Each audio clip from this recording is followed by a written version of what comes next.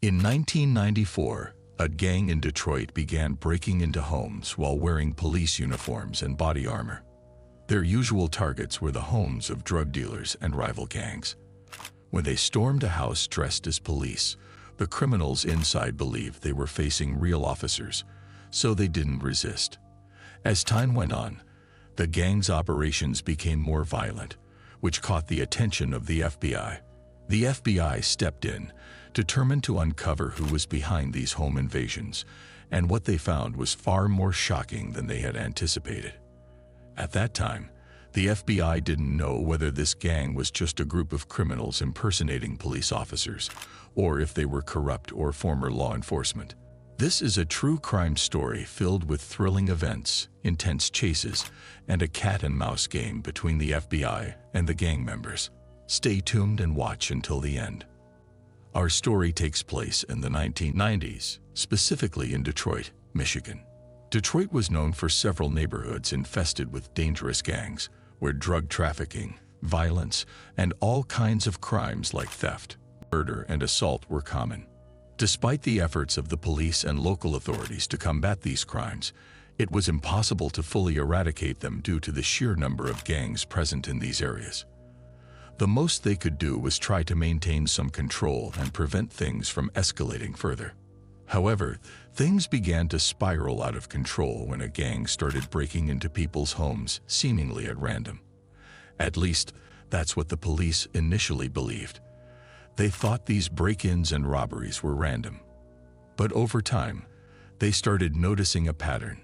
Many of the reports they received described a gang breaking into homes wearing police uniforms and body armor. One of these incidents took place in February 1994, when this gang targeted a house in a neighborhood notorious for drug trafficking and smuggling. Residents in the area were accustomed to police raids on certain homes, as law enforcement would often crack down on drug dealers. The gang members wore uniforms that resembled police attire, with police written on their body armor, and they were armed with heavy weapons, looking like a SWAT team. The only noticeable difference was that they weren't wearing helmets, just regular masks. They stormed the house, shouting that they were the police and ordering everyone inside to get on the ground.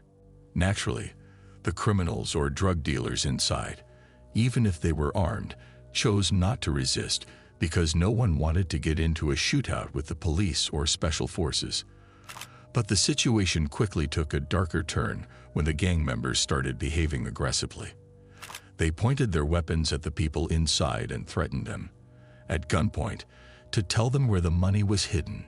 The money, of course, being profits from drug deals. One man, despite being under threat, refused to talk at first, believing they were real police officers. He thought, "You're the police, you can't hurt me," and thus he refused to cooperate. But the gang didn't take no for an answer. They grew more violent and even fired a shot right next to his head. That's when the man broke down in fear and revealed the hiding spot, inside the cushions of the couch. The gang grabbed the money and quickly left the house, leaving the man stunned.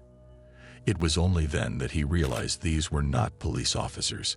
He immediately called the real police to report the break-in and robbery that had just occurred. When the real police arrived at the house, they took down all the information and the man's description of the gang that had stormed in. Of course, they knew this guy was a drug dealer, but they also knew there wasn't any planned raid or special forces operation on that house that day. So they were surprised when he told them that the men who attacked him were dressed in police uniforms and body armor. This break-in was just one of many similar reports that were coming in from all over Detroit. Almost every week, the police were receiving 1 or 2 reports of home invasions with the same description. A gang dressed in police gear, armed, breaking into homes, threatening the occupants, and stealing cash, valuables, and sometimes even drugs if they were in the house. Most of the homes they hit belonged to small-time or mid-level drug dealers, the kind you'd find in poor or crime-ridden neighborhoods. But this gang wasn't just targeting drug dealers. Sometimes they broke into the homes of regular people, including the elderly and women. They treated these innocent victims with the same level of brutality they reserve for criminals, and in some cases, they even assaulted the women. So, don't think we're talking about some honorable gang only going after drug dealers. No, they were after one thing: money. And in these areas, drug dealers were more likely to have cash on hand, which is why they were frequent targets. The number of these home invasions increased dramatically. Within just a few months, the police had documented more than 50 break-ins, all fitting the same profile. That's when they realized they needed to form a special task force to deal with the situation. This task force was made up of detectives and officers from the Detroit Police Department, along with agents and investigators from the FBI. Together, they would work to track down this gang and figure out who was behind it. When the investigators reviewed the home invasion cases from the past few months, they noticed something interesting. The gang's method of entry was strikingly similar to that of actual police and special forces units. These criminals didn't just wear police uniforms. They mimicked law enforcement tactics, from the way they breached the homes to how they controlled the scene once inside. This led the investigators to conclude that a single gang was responsible for all the attacks, as initially, they had thought there might be multiple gangs operating with similar methods. Based on witness statements, they estimated that the gang consisted of about 8 members, as the break-ins were typically carried out by groups of 4 to 8 men. The investigators began gathering more information by interviewing some of the victims. But there was a major problem. Most of these victims were drug dealers and criminals themselves. They were hesitant to cooperate with the police, fearing that they might incriminate themselves or expose their illegal activities. The investigators, knowing they were only dealing with small-time drug dealers, weren't particularly interested in going after them. They told the dealers, "We know what you're up to, but we're not here to arrest or charge you. We're here to stop this dangerous gang that's hurt a lot of people." They explained how the gang had been responsible for brutal attacks, including violence against women. At first, the dealers were hesitant to talk, but when they realized the detectives were focused solely on the gang, they began cooperating. The investigators asked them questions, hoping to gather any useful information. Unfortunately, there wasn't much to go on. The gang was incredibly cautious, leaving no evidence behind, and they never let anyone see their faces or anything that could identify them. The home invasions continued, and the violence escalated. And more innocent people were getting caught in the crossfire. For example, one time they accidentally broke into an elderly woman's house. She was over 70 years old. They were supposed to target a gang or drug dealers as usual, but it seemed like they hit the wrong house. Instead of realizing their mistake and leaving, they immediately began threatening the elderly woman, demanding she tell them where the drugs and money were hidden, even though she had nothing to do with any of it. In their rage, they broke her arm during the interrogation. Then they left, cursing and yelling at her. And it wasn't just her. They'd once broke into a house with a mother and daughter inside and assaulted both of them. In fact, in at least 6 of the reported home invasions, women were violently attacked by the gang. These weren't just random attacks on drug dealers. The gang was terrorizing innocent people as well. Seeing the brutality inflicted on these innocent victims, especially the elderly and women, fueled the investigators' determination to bring this gang to justice. The task force began to consider the possibility that members of the gang might be current or former police officers. After all, the way the gang executed their raids was almost identical to how law enforcement or special forces would carry out a raid. The detectives started looking into police officers who had been fired in recent years, especially those involved in corruption, theft, or drug-related cases. Their logic was simple. These former cops would know the ins and outs of drug dealers and how to target them. But after weeks of digging through old records and background checks, they hit a dead end. They couldn't find any evidence linking the gang to any current or former police officers. Eventually, they ruled out the possibility altogether. The gang's violent methods, particularly the assaults on women, didn't fit the profile of corrupt cops. Because dirty police officers usually avoid drawing attention to themselves with extreme violence. Their primary motive is money, and they wouldn't risk exposing themselves through reckless behavior. However, despite their best efforts, the investigators struggled to identify any members of the gang. The search seemed endless. They combed through every house that had been raided and interviewed every victim they could, but they kept coming up empty. Then, a stroke of luck changed everything. On the night of July 26, 1994, the police received a report of a shootout between several individuals. When officers arrived at the scene, they found a man lying on the ground, riddled with bullets. This would turn out to be the breakthrough the task force desperately needed. The man was alone. It was clear that the other individuals involved in the shootout had fled or disappeared from the scene, likely abandoning him when they saw how severely injured he was. He fit the profile of one of the gang members perfectly. He was wearing police gear, including a vest, and a mask covered his face. In his hand, he held a gun, and not just any ordinary weapon. It was the kind of firearm that could even penetrate body armor. An ambulance arrived quickly and rushed him to the hospital. The officers who found him immediately notified the special task force, and the detectives hurried to the hospital, hoping he would survive. They knew this man might finally be the lead they had been searching for over the past 2 months.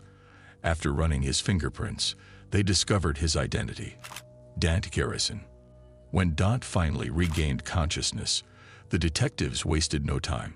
They went straight to his room and tried to speak with him. Despite his exhaustion and pain, he had been shot 5 times in the leg, arm, and abdomen.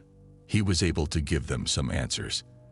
Dante acknowledged that he had been in the shootout and told them he was willing to answer their questions, but he needed to rest first.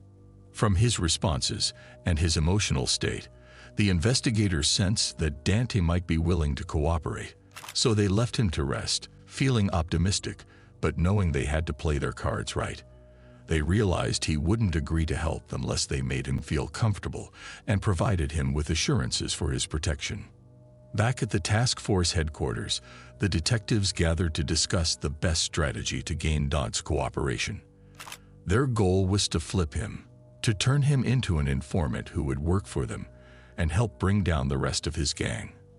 As they talked through different ideas, one of the officers, a man named Al Page, mentioned that he knew Dante Garrison personally. He told his colleagues, "I know this guy, and I know his family."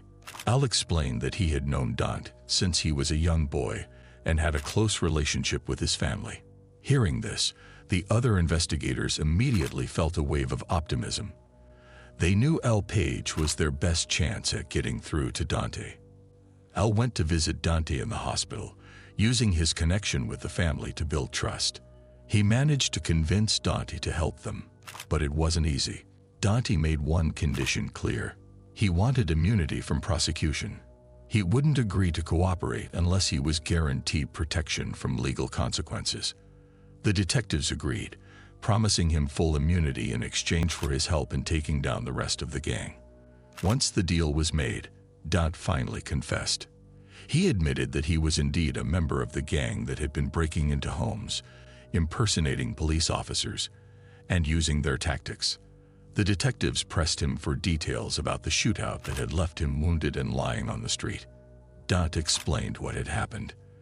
The gang had planned to raid a house used by a drug gang.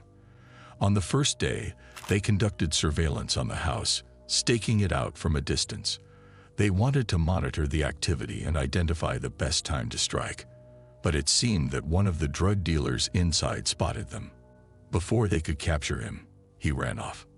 Despite this, the gang assumed everything would be fine, and they returned the next night, intending to raid the house and confront the gang inside. But things didn't go as planned. The drug dealers that owned the house were ready for them, fully armed and prepared to fight back. When Dante and his crew tried to storm the place, Dante was the first one through the door. Immediately, the people inside opened fire, hitting him with 5 bullets in different parts of his body. His crew, seeing him go down, wasted no time. They panicked and fled, leaving Dante behind without even trying to defend him or help him escape. Dante, badly wounded, tried to crawl away but couldn't get far. His injuries were too severe, and soon enough, he collapsed on the ground, unable to move. That's when the police found him and rushed him to the hospital. This was the story Dante told the investigators, and it's clear that one of the main reasons he agreed to cooperate with them was because his own crew had abandoned him. They had left him for dead, so he saw no reason to stay loyal to a gang that had betrayed him first. A few days later, Dante's condition improved, and the doctors cleared him to leave the hospital. The task force moved him to a safe house, a secret FBI location outside of Detroit. There, they assured him that he would be protected, that he had nothing to fear if he fully cooperated. They promised him that no legal action would be taken against him, and that his name would remain hidden from the investigation until every gang member was arrested and brought to trial. Over the next few days, the detectives had long sessions with Dante, where he gave them crucial details about the gang. The first major revelation was that the gang was much larger than the investigators initially thought. While they had assumed there were only around 8 members based on the size of the break-in crews, Dante revealed that the total number of members was closer to 30. Each operation was carried out by teams of 4 to 8, depending on who was available at the time. Dante also disclosed that the gang had 2 leaders, O.B. Carter and Andrew Woods. These 2 men were the masterminds behind the entire operation. They chose the targets, planned the home invasions, and decided which members would participate in each raid. They were also on the ground during most of the break-ins, leading the crews. However, each leader had a specific role. Bob Carter was the brains of the operations. He was in charge of selecting the houses to target, usually after doing careful research. He would assign gang members to conduct surveillance on the chosen houses, gathering intelligence on the inhabitants and the layout. O.B. was essentially the gang's strategist, responsible for planning every detail. Andrew Woods, on the other hand, was the muscle. A huge, intimidating man with an almost monstrous appearance, Andrew led the execution of the raids. He chose the crew members, oversaw the break-ins, and was in charge of training the gang in police tactics. Andrew would hold mock raids on empty houses, teaching the gang how to breach doors, clear rooms, and control the people inside, all while mimicking the methods used by real police and special forces. He was also the one who came up with the idea of disguising themselves as law enforcement. But Andrew wasn't just a trainer, he was brutal. He personally handled most of the violent assaults, particularly against women. If a victim or drug dealer refused to talk, Andrew would torture them until they gave up all the information he wanted. He had no hesitation in using extreme force, sometimes shooting people in the leg or arm to make them comply. Violence was normal to him, and he seemed to take pleasure in it. This was how the gang operated. O.B. handled the planning, Andrew the execution. After each raid, the gang members would regroup and divide the money and loot equally among everyone who participated. If drugs were part of the haul, they would sell them and split the profits. One of the gang's core rules was that everyone got an equal share, no matter what. This prevented jealousy or infighting, ensuring that no one felt cheated and everyone stayed loyal. Despite their brutality, the gang was well organized and clever. Thanks to Dante's confession, the investigators now had the names and identities of most of the 30 members. Many of them had criminal records, with past offenses ranging from robbery and assault to drug trafficking. Most had spent time in prison, and they were no strangers to violence and crime. Dante also provided the detectives with the locations where the gang would meet and the safe houses they used as their bases of operation. The task force immediately set up surveillance teams to monitor these locations, tracking the gang's every move. Now, with eyes on the ground and inside knowledge from Dante, the police were finally getting closer to bringing down one of Detroit's most dangerous criminal organizations. The task force knew they had to gather as much evidence as possible on the gang to build a solid case that would hold up in court. They needed to catch them in the act or get undeniable proof linking them to their crimes. Otherwise, their case would be weak. Even if Dante, the gang member who had turned informant, testified against his former crew, it wouldn't be enough. It would be his word against theirs, and that alone wouldn't guarantee a conviction. So the detectives decided to start wiretapping the gang's phones. Of course, they needed a judge's approval to do this, and with Dante's testimony, the judge granted them the necessary warrants. However, it's important to note that cell phones weren't as common back then. Most people used pagers to communicate, so the detectives had to adjust their strategy accordingly. A major breakthrough came just a few days later, on September 4, 1994. The police received a report of a shooting inside a house, but this wasn't just any house. It belonged to Andrew Woods, one of the gang's leaders. Andrew, the massive enforcer of the gang, had turned his house into an illegal gambling den where criminals, gang members, and drug dealers gathered to gamble. When the police arrived, they found 4 bodies, 4 men who had been shot dead. After interviewing witnesses and piecing together what had happened, the police learned that a dispute had erupted between Andrew and the 4 men. They had disrespected him, and a heated argument followed. In a fit of rage, Andrew pulled out his gun and shot all 4 of them without hesitation, killing them on the spot. He then left the house, got into his car, and disappeared. With Andrew on the run, the FBI and task force issued a nationwide manhunt, putting out alerts across the country. Andrew Woods was now one of the most wanted men in America.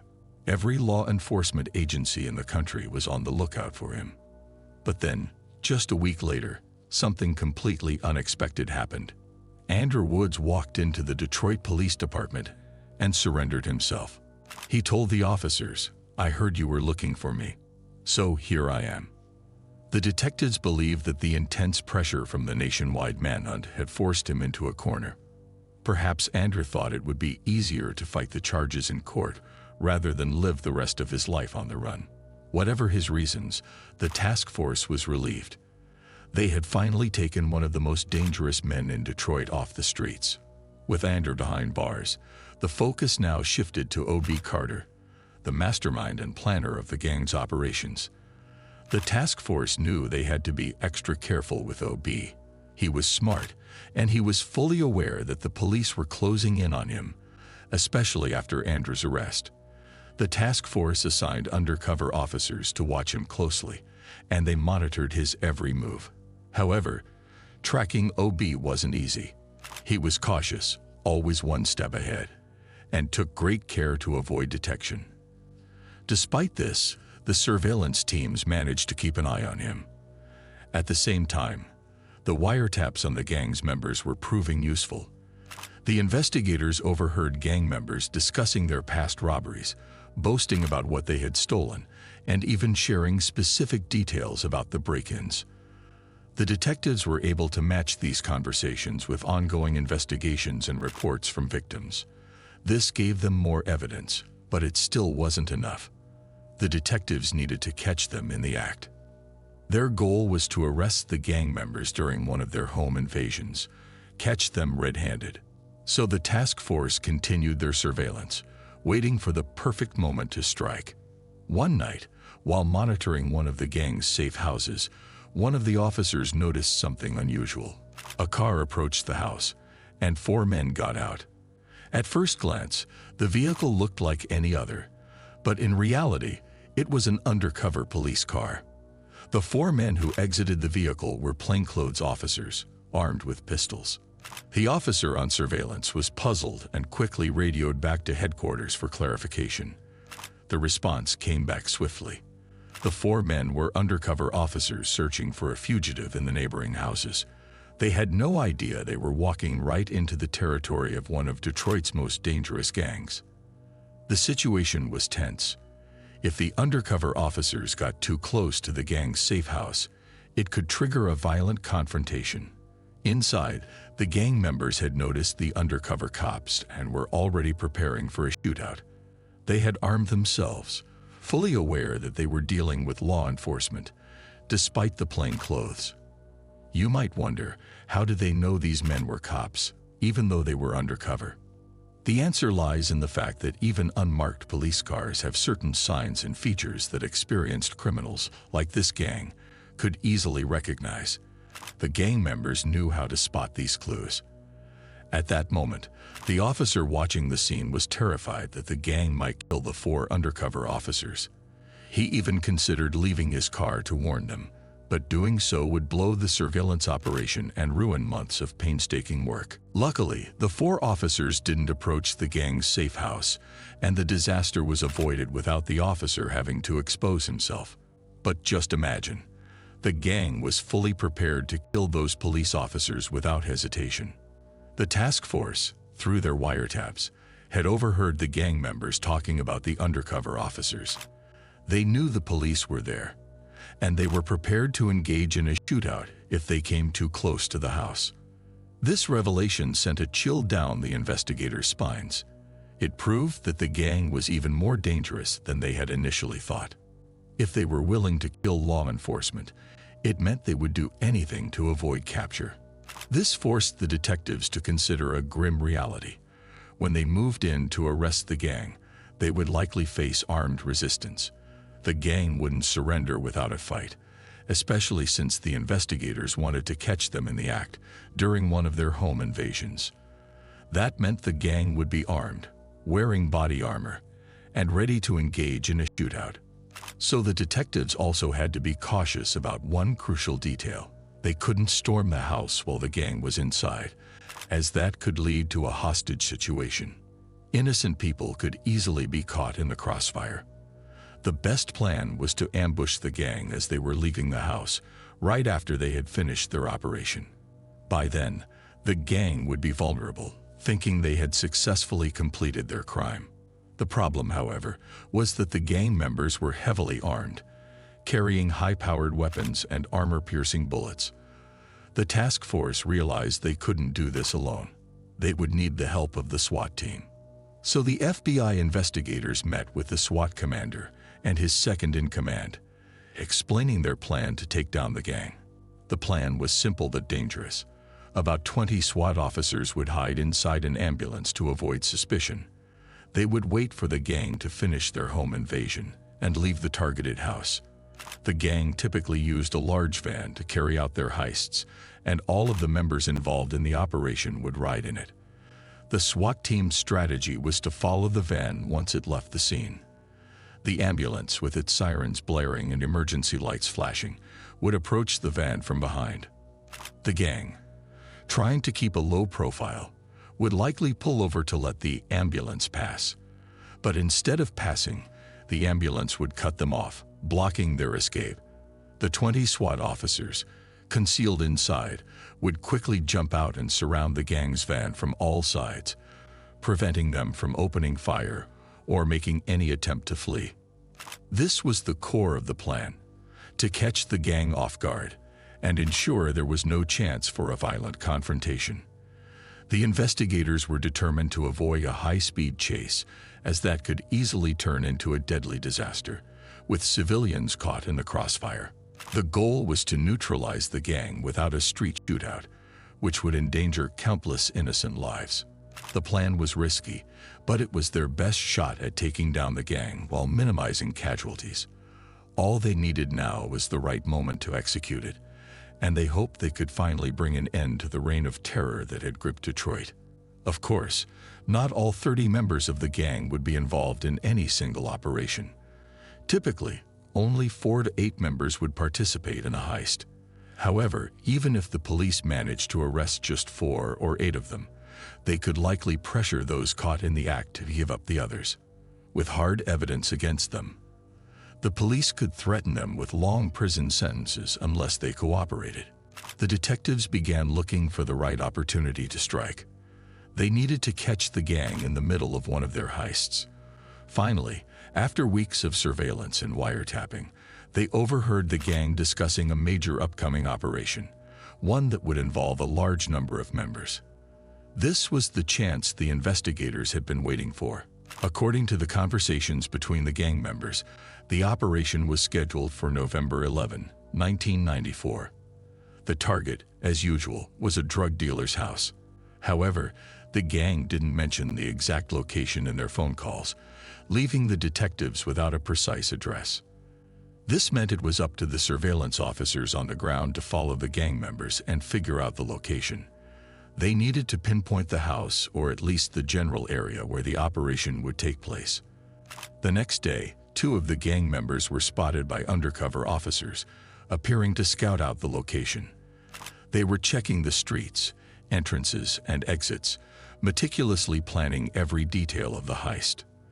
The gang, led by their mastermind O.B. Carter, was known for executing well-planned, carefully coordinated operations. Nothing they did was random, and Carter always ensured the gang had a clear escape route. Now, the detectives had nearly all the information they needed. The only thing left was to coordinate with the Special Forces team that would carry out the arrests. They briefed the SWAT officers, giving them all the intel they had gathered. The detectives emphasized how violent and dangerous the gang was, explaining that they were heavily armed, wore police-style body armor, and had no hesitation in using deadly force. To make it clear, the detectives played a recording of a conversation between the gang members from when they spotted undercover police officers. It was clear from the recording that the gang was ready to kill the officers without a second thought. The detectives made sure the SWAT team understood just how dangerous this operation was. The gang wouldn't hesitate to kill, even if they knew their targets were police officers. So, the SWAT officers needed to be fully prepared for the worst when the night of the operation finally arrived. November 11, 1994. All the law enforcement teams were on high alert, with surveillance officers spread out near the gang's safe houses and hideouts, each one watching for any movement that could signal the start of the operation. At one of these safe houses, a surveillance officer spotted movement. He saw 6 gang members leaving the house, armed and dressed in their usual police-style uniforms, complete with body armor and masks. They got into the van they typically used for their heists and drove off. The officer immediately followed them, staying just far enough behind to avoid being spotted. As the van came to a stop outside a house, it became clear that this was their target. The surveillance officer radioed into the operations center, confirming that the gang was now inside the house, likely in the middle of their heist. He gave them the exact location of the house, and the operations center immediately notified the SWAT team to prepare for action. The plan was to intercept the gang after they left the house, once they had completed the robbery and were on the move. A short while later, the gang exited the house, carrying their loot, and climbed into the van. As expected, all 6 of them piled into the vehicle and began driving away. The surveillance officer continued following them while updating the SWAT team, who were disguised in an ambulance. The SWAT team switched on the ambulance's sirens and emergency lights, hoping to make the gang pull over, as most people would when they see an ambulance rushing through. Indeed, as the ambulance approached, the gang slowed down and pulled their van slightly to the side of the road to let it pass. The SWAT team, now right behind them, was preparing to make their move, to box in the van and prevent any escape. But just at the last second, the gang's driver must have sensed something was off. He slammed his foot on the gas, and the van sped away, outpacing the heavy ambulance in seconds. Unfortunately, the ambulance, loaded with more than 20 SWAT officers, couldn't match the van's speed. The van had escaped. The task force knew that if the gang got away this time, it might be their last chance to catch them. The gang would likely go into hiding and halt their operations indefinitely. But the task force wasn't out of options yet. 2 other unmarked police cars were also in the area. In one of these cars was Officer Steve Miller, the surveillance officer who had been following the gang from the start. The other car was carrying 2 SWAT officers. Together, the 3 officers decided to pursue the van, even though they were outnumbered 6-3. Suddenly, the situation took a dangerous turn. Most of the SWAT team was still stuck in the ambulance far behind, while only these 3 officers were chasing the heavily armed gang. During the pursuit, the gang opened the rear door of the van and began firing at the pursuing officers. The SWAT officers in the second car returned fire, and a high-speed shootout erupted. Exactly the scenario the investigators had feared. They had hoped to avoid any gunfire, especially in the streets, but now they were in the middle of a dangerous firefight. The chase continued for several tense moments until, without warning, the van screeched to a stop in the middle of the street. The officers, unsure of what was happening, stopped their cars and waited, guns drawn, ready for anything. Suddenly, 4 gang members jumped out of the back of the van, firing at the officers as they ran. Officer Steve Miller's instincts kicked in.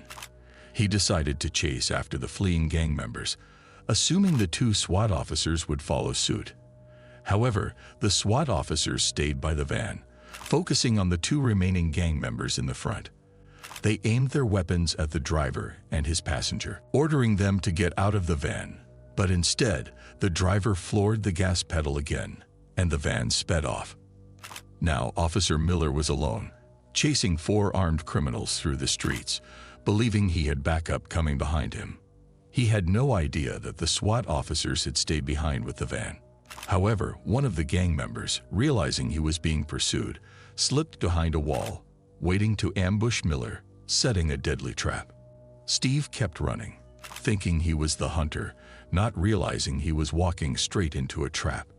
When he reached the wall, one of the gang members ambushed him, firing at him from close range. Steve quickly returned fire and managed to back away. Miraculously, none of the bullets hit Steve, even though the gang member was practically firing point blank.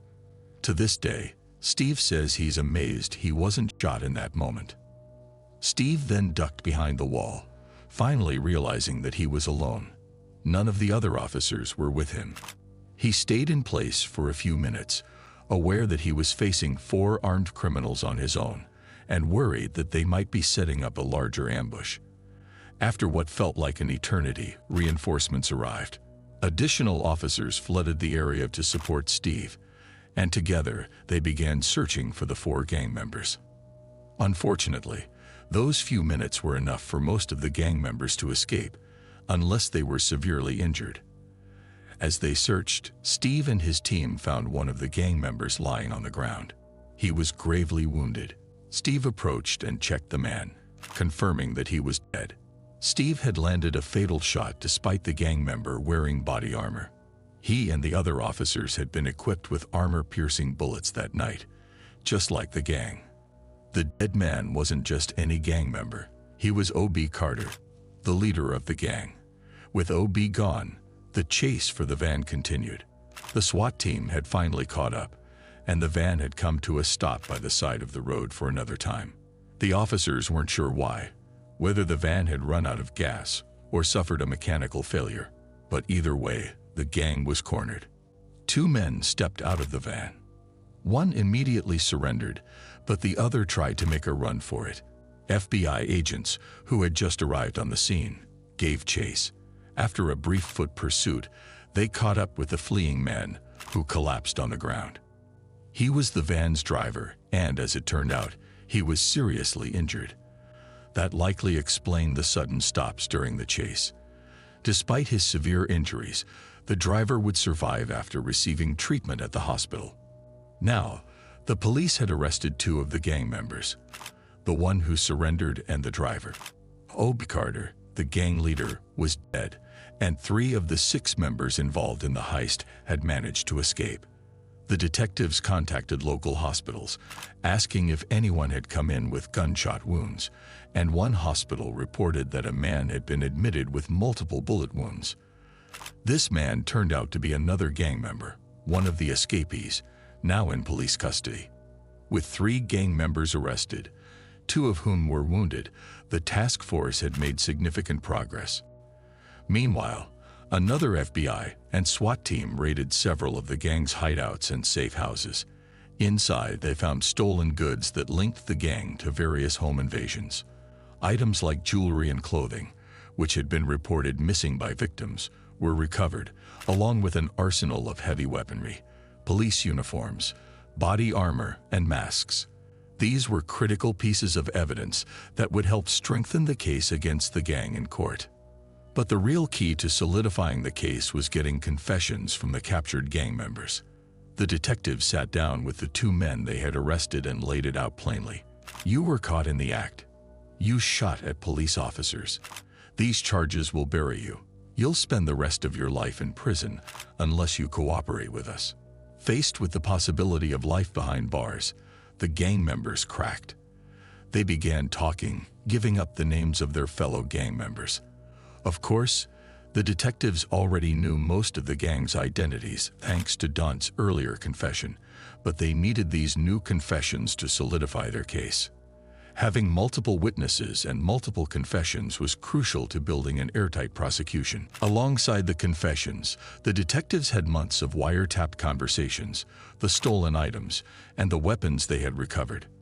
With all this evidence, they knew they had a winning case. They immediately began arresting the rest of the gang members. In total, 29 individuals were rounded up and brought to trial. All of them were convicted and sentenced to varying prison terms based on their charges. Amazingly, despite the violence, the shootouts, and the tense chases, not a single officer was injured, not even by a single bullet. It was clear that this gang, for all its violence against innocent people, crumbled when faced with real opposition. They were bullies, brutalizing those who couldn't fight back, but in a real confrontation, they were far weaker than they had appeared. And that brings us to the end of our story. If you enjoyed it, don't forget to like, subscribe, and hit that notification bell so you don't miss future videos. Thanks for watching.